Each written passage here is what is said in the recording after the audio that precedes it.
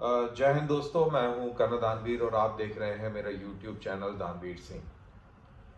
परसों एक बड़ी दुखद घटना हुई। राजस्थान के अंदर एक मिग 21 ट्रेनर क्रैश हुआ जिसके अंदर दो जांबाज पायलटों ने अपनी जान गंवा दी। ये थे स्क्वाड्रन लीडर एम राणा, इनकी उम्र 38 इयर्स, और दूसरा पायलट था फ्लाइट लेफ्टिनेंट आदित्य बल, इसकी उम्र 26 इयर्स। तो कितनी कम उम्र के ये बच्चे थे और इन्होंने अपनी जान गंवा दी एक ऐसे जहाज में उड़ाते हुए जो बहुत पुराना है। मिग 21 दरअसल भारतीय वायुसेना के अंदर 1963 के अंदर या 1964 में आना शुरू हुए। मेरे ख्याल से 1964 में उन्होंने आना शुरू किया। पहले 6 एयरक्राफ्ट आए थे और 65 की जंग में उन्होंने हिस्सा नहीं लिया क्योंकि वो नए नए आए थे और अभी उसके ऊपर ट्रेनिंग ही हो रही थी। उसके बाद 71 की जंग में इन्होंने बहुत सक्रिय भूमिका निभाई और बहुत अच्छा इन्होंने प्रदर्शन किया। दरअसल मिग 21 एक हाई एल्टीट्यूड इंटरसेप्टर है।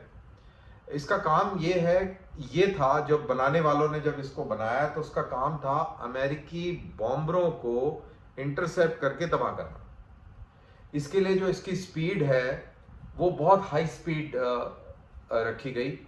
ये बहुत ही हाई स्पीड टेक ऑफ और हाई स्पीड लैंडिंग के लिए माना जाता है या बदनाम है।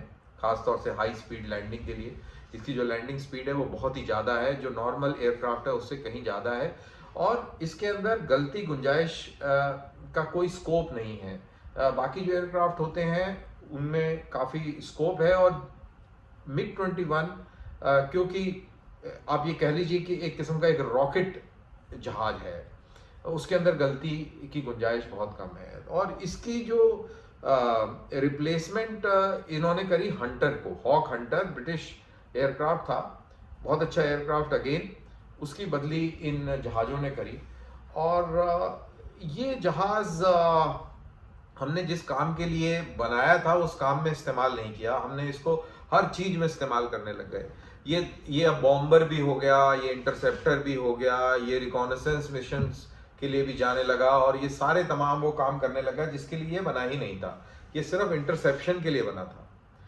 तो बहरहाल हिंदुस्तानी जुगाड़ के लिए बहुत फेमस हैं, और हम कई बार अपनी पीठ जरूर थपथपा देते हैं ये बात कह के कि जी हम जुगाड़ के लिए बहुत फेमस हैं और हम ये हैं और हम वो हैं, हम अपनी ईगो को सेटिस्फाई कर लेते हैं, लेकिन कभी ये ध्यान नहीं देते कि हम ऐसा जुगाड़ क्यों करते हैं, क्या मजबूरी है। तो सबसे पहली मजबूरी ये है कि हम इतनी बड़ी इकोनॉमिक पावर नहीं है कि हम अपने पैसे को डेवलपमेंट से हटाकर और पूरी तरह सेनाओं में झोंक दें। हम पाकिस्तान नहीं है कि हमारे लोग भूखे मर रहे हों लेकिन हम सेना में पैसा लगाते रहें और जो सैनिक जर्नल हैं वो ऐश और अय्याशी की जीवन जीते रहें। तो ये काम हिंदुस्तान में नहीं हो सकता, और क्योंकि हमारे पास उस तरीके का पैसा नहीं है तो हम लेटेस्ट चीज़ नहीं खरीद पाते। दूसरी चीज़ है कि हम चोर हैं, हम करप्ट लोग हैं, और हम हर चीज़ में हमारे स्कैंडल होते रहे। आपको मालूम है कि हमने बोफोर्स का स्कैंडल किया, हम लोगों ने जीप का स्कैंडल किया, 1950s में कर लिया था जब हमने जीप का आयात किया, तभी पहला डिफेंस स्कैंडल हो गया। और कोई भी ऐसी डिफेंस डील आज तक नहीं हुई जिसके अंदर एक स्कैंडल ना हो। इनफैक्ट अगर देखा जाए तो सिवाय रफाल की डील के जिसके अंदर कोई स्कैंडल नहीं निकला, कोई गलत काम नहीं निकला। वो बात और है कि प्रयास बहुत हुए उसको उसमें चोरी ढूंढने के और उसके ऊपर कुछ ना कुछ आरोप इस तरीके के लगाने के, लेकिन उसमें कोई तथ्य नहीं निकला और उसमें कुछ निकला भी नहीं। तो मैं ये सब कहानी इसलिए कह रहा हूँ क्योंकि ये जो चोरी की जो प्रवृत्ति है हमारे राजनेताओं में, हमारी पॉलिटिकल इस्टेब्लिशमेंट में, हमारी ब्यूरोक्रेसी में, और हमारी फौज के जो शीर्ष के जो लोग हैं जो डिफेंस डील्स के अंदर इन्वॉल्व रहते हैं, उसकी वजह से फौजों का बहुत भारी नुकसान हुआ है।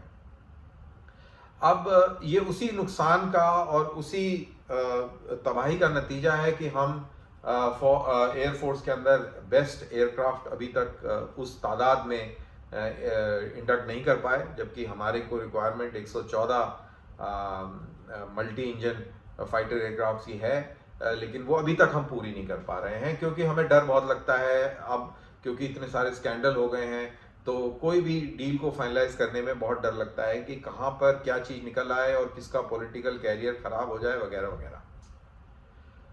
अब ये सारी जो कहानी है, अब ये मासूम लड़के, हमारे जाबाज लड़के, ये फ्लाइंग कॉफन जैसे जहाज जिसके लिए MiG-21 बदनाम है, उसको उड़ाते हुए ख़त्म होते हैं। और ये जो आंकड़ा है ये बड़ा चौंकाने वाला है कि 1971-72 की लड़ाई के बाद से लेके आज तक भारतीय वायुसेना के अंदर लगभग 872 MiG-21 सर्विस में रहे हैं, जिसमें से 400 MiG-21 हादसे का शिकार हुए हैं। और इन हादसों के बदौलत 200 पायलटों ने अपनी जान गंवाई है और 50 सिविलियंस भी मारे गए हैं, क्योंकि जहाज क्रैश होता है, अगर रिहायशी इलाके में गिरता है तो सिविलियन कैजुअलिटी भी होती है। इसी को लेकर एक बहुत बेहतरीन एक टीवी के ऊपर प्रोग्राम हुआ, इंडिया टुडे का अंग्रेजी जो चैनल है आज तक साथ का, उसके शिव अरूर एक बहुत मशहूर एंकर हैं, डिफेंस को बड़ी बखूबी कवर भी करते हैं। और मेरे ख्याल से शायद उनके पिताजी एयरफोर्स के थे, तो उनका एक अलग किस्म का रुझान है when it comes to air force और एयरफोर्स के एक्सीडेंट्स। तो उन्होंने एक बहुत ही बेहतरीन इंटरव्यू लिया पूर्व एयर वाइस मार्शल धनोआ साहब का, और उन्होंने इस इंटरव्यू में बहुत अच्छे सवाल पूछे, और धनोआ साहब ने भी बिल्कुल जैसे एक फौजी को जवाब देने चाहिए, बिल्कुल दो टूक जवाब भी दिए, साथ के साथ जवाब अपॉलिटिकल दिए, कोई उसके अंदर कोई पॉलिटिकल कलर नहीं दिखा, बिल्कुल प्रोफेशनल तरीके से उन्होंने जवाब दिए। और उनकी जवाब में मेरे को सच्चाई दिखी, उनके जवाबों में मुझे एक किस्म की एक बेबसी दिखी, मजबूरी भी दिखी, और कहीं ना कहीं एक फ्रस्ट्रेशन दिखा जो पॉलिटिकल क्लास के खिलाफ था। उनका ये कहना कि आप सड़क के ऊपर 15 साल पुरानी कार नहीं दिखा सकते, लेकिन आप MiG-21 उड़ा रहे हैं जो 1963-64 का भारतीय वायुसेना में आया हुआ है। आप इतने पुराने जहाज उड़ा रहे हैं, 40-40 साल पुराने जहाज हो गए हैं जो उड़ रहे हैं, क्योंकि वो 64-65 वाले जहाज तो अब नहीं है, लेकिन जो अभी जो जहाज उड़ रहे हैं वो 1975 और 1980 के इंडक्टेड जहाज हैं। इतने पुराने जहाज अभी भी उड़ रहे हैं। तो वो कहीं ना कहीं ये बता रहे थे कि जो पॉलिटिकल लेवल पर जो करप्शन है उसकी बहुत बड़ा खामियाजा जो है ये यंग बच्चे जो हैं ये डील करते हैं, झेलते हैं, और इनके माँ बाप इन सारी सिचुएशन से गुजरते हैं। और ये हमें याद रहे कि ये बच्चे कहाँ से आते हैं, ये अपर क्लास के लोग नहीं हैं, ये टाटा बिरला और रिलायंस अंबानी के बच्चे नहीं हैं, ये बच्चे स्कूल के टीचर, किसी किसान के बच्चे, किसी फौजी सूबेदार के बच्चे, किसी फौजी अफसर के बच्चे, किसी क्लर्क के बच्चे, ये आम लोग हैं जिनके बच्चे फौजों में आते हैं और अपनी जानों का नजराना पेश कर देते हैं इस देश की खातिर, इस देश की फ्रीडम के खातिर। और अभी 15 अगस्त आने वाला है और हम 75वां साल मनाने जा रहे हैं, आज़ादी का महोत्सव मनाने जा रहे हैं। और इस आज़ादी के महोत्सव में ऐसे बच्चों के बलिदान शामिल हैं, जो इसलिए बलिदान उन्होंने दिया कि हमारे जो राजनेता हैं वो इतने करप्ट हैं, इतनी धांधली और इतनी चोरी करते हैं कि उसके चलते अब पूरा सिस्टम इतना कॉन्शियस हो गया है कि वो सही कदम उठाने में भी डरता है। तो ये एक अनफॉर्चुनेट सिचुएशन है हमारी भारतीय सेनाओं की। और मैं ये जो वीडियो किया और इसके ऊपर जहाज़ों के क्रैश के ऊपर मैंने पहले भी कई बार वीडियो करे हैं, कभी फेसबुक लाइव किया है, कभी ट्विटर पे कोई वीडियो डाला है। और मेरे को बड़ा बुरा लगता है कि आप ट्रेनिंग के दौरान ट्रेनिंग करते हुए आपने जान गंवा दी। दुश्मन के सामने लड़ते हुए अगर आप जान गंवाते हैं तो एक अलग चीज़ होती है, वो हमारा धर्म है, वो हमारा कर्तव्य है, वो एक अलग चीज़ है। लेकिन आप ट्रेनिंग के अंदर जब जान गंवाते हैं, और इसलिए गंवाते हैं क्योंकि आपके राजनेता भ्रष्ट हैं, आपका सिस्टम करप्ट है, और आप इन जहाज़ों की बदली नहीं कर पा रहे, तो हम बड़ी बड़ी बातें करते हैं, हम पता नहीं क्या क्या सपने दिखाते हैं, लेकिन इसके ऊपर हम रोक नहीं लगा सकते। और मेरा यहाँ पर हमारे धनोआ साहब हों या जो भी कोई एयर चीफ रहे हों या हैं अभी फिलहाल, सिमिलरली आर्मी नेवी वाले भी, कि ये अपना पक्ष जोर से क्यों नहीं रखते सरकार के सामने। अब देखिए, ये पॉलिटिक्स और ये पॉलिटिशियन नेता कहाँ से आते हैं? ये नेता गलियों से आते हैं, और ये सड़कों से आते हैं। और इनको किस चीज़ की आदत होती है? इनको आदत होती है कि बंद हो गया, आपने रास्ता रोक लिया, आपने ये कर दिया, वो कर दिया, और फिर ये अपने निर्णय वापस लेते हैं। भाई, किसान आंदोलन के बाद भी आपने निर्णय वापस लिए, क्यों लिए? दिल्ली की सड़कों पर किसान बैठा हुआ था, रोज नारे लग रहे थे, गलिया रहे थे, तो फिर आपको लगा कि नहीं नहीं नहीं यार, ये गलत हो गया, हमारे वोट जो है कट जाएंगे। लेकिन MiG-21 क्रैश होता है तो कौन रोड पे धरना दे रहा है? कितने लोगों को ये दर्द है जो उस बच्चे की माँ ने सहा, या उस स्क्वाड्रन लीडर राणा की पत्नी और माँ बाप और बच्चे झेल रहे हैं। कितने लोगों ने धरना दिया, कितने लोग सड़कों पर आए, कोई फर्क नहीं पड़ता। इस देश में किसी को फर्क ही नहीं पड़ता। और अभी तो शुक्र है किसी मूर्ख नेता से किसी ने सवाल नहीं पूछा, नहीं तो ये कहता कि ये तो भर्ती मरने के लिए आते हैं, ऐसे भी कलाकार हैं। तो ये इसीलिए ये राजनेताओं नेताओं पर कोई प्रेशर नहीं पड़ता, और ये छाती ठोक ठोक के और बड़ी बड़ी बातें करके और बलिदान और कर्तव्य और ऐसी ऐसी बातें करके, देशभक्ति की बातें करके, ये जो इनकी जो निकम्मेपन की वजह से जो ये एक्सीडेंट्स होते हैं, उस पर पर्दा पड़ जाता है। अगर ये हमारे जो एयर चीफ हैं, जो आर्मी नेवी चीफ हैं, अगर ये अपना they put there foot down कि भाई अभी ये 4 स्क्वाड्रन बचे हैं और हम ये नहीं उड़ाएंगे, आपने जो करना है कर लीजिए, ये हम नहीं उड़ाएंगे, इनको ग्राउंड कर दें, बस खत्म। लेकिन ऐसा नहीं कर सकते, क्योंकि ये म्यूटनी हो जाएगी, आप घर चले जाएंगे, आपकी पेंशन बंद हो जाएगी, आपके ऊपर बहुत पूरा तंत्र आ जाएगा। देखिए, मानेकशॉ नहीं है अभी इस देश के अंदर, और मानेकशॉ जैसे जर्नैल जब थे तो पॉलिटिशियंस को वो पसंद नहीं आते थे, ब्यूरोक्रेट्स IAS अधिकारियों को वो ऐसे लोग पसंद नहीं आते। तो 1971 से लेके आज तक कोई भी प्रयास नहीं छोड़ा गया फौजी जनरलों को नपुंसक बनाने की दिशा में।